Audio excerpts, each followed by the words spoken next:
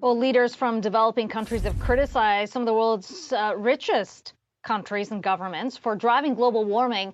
Now they're using their COP27 speeches to demand they pay up for the damages climate change is inflicting on their economies. Let's bring in Mercy Corps Country Director for Pakistan, Farah Naureen.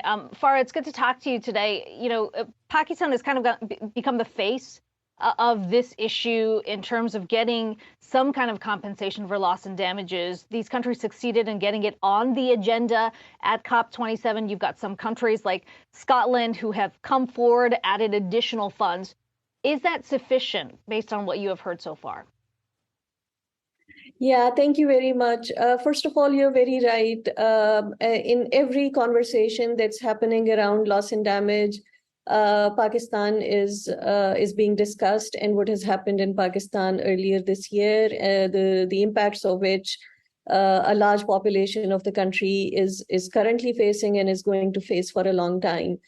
The welcome step so far is that the loss and damage finance mechanism, or at least loss and damage conversation, has been included in the agenda, but the expectation really is that a decision is made about a loss and damage finance facility, which can be activated in a quick and timely way when countries face disasters such as this.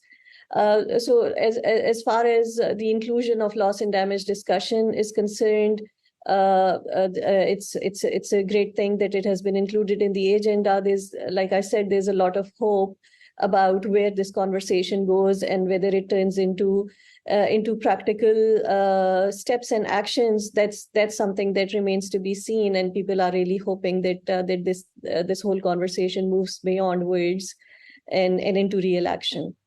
Yeah, and worth backing up here to say that the discussion around loss and damage is based on this, reality that it's the richest countries that have emitted the most, but it's some of the most poorest countries that are taking the brunt of the impact from those emissions.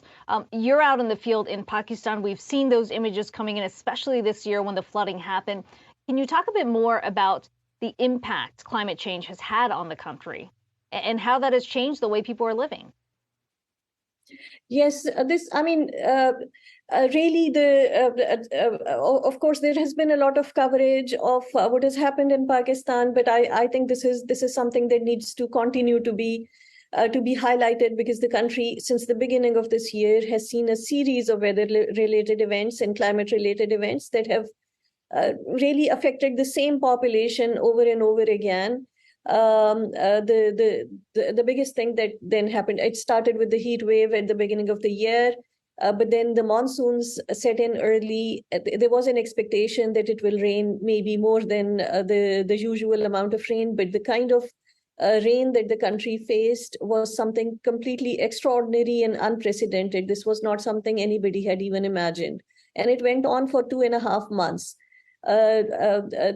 Leaving 6.5 million people displaced, overall 33 million population that has been affected by these floods.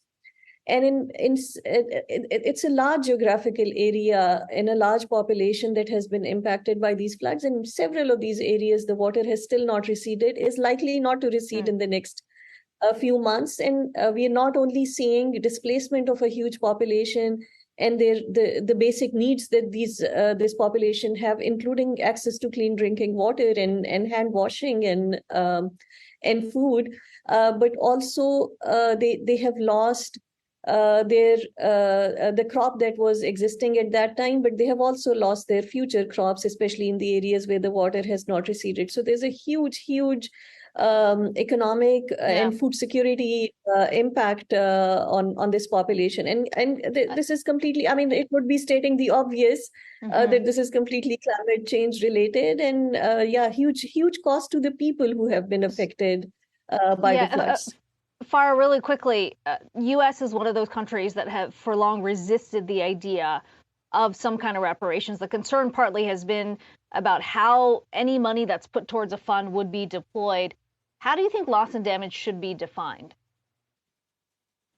This is an interesting question, and I think this is what everybody who has gathered here at COP27 has in the past also tried to answer. I think from my perspective, I can only tell you that in situations like this, when such huge disasters take place, which are purely climate change related, the country needs immediate access to resources, and money has to become available to the country, not just for the immediate rescue and relief, but in our humanitarian work, things are no longer linear in a situation like this, where you go there with the relief and then move to the recovery phase. In many of these places, rehabilitation and recovery has to take place side by side with the relief interventions, and currently there is no money for that. Even for the relief interventions. I apologize, Farah. It's a longer conversation. We certainly hope to have you back on the show. Mercy Corps Country Director for Pakistan, Farah Naureen, appreciate you joining us.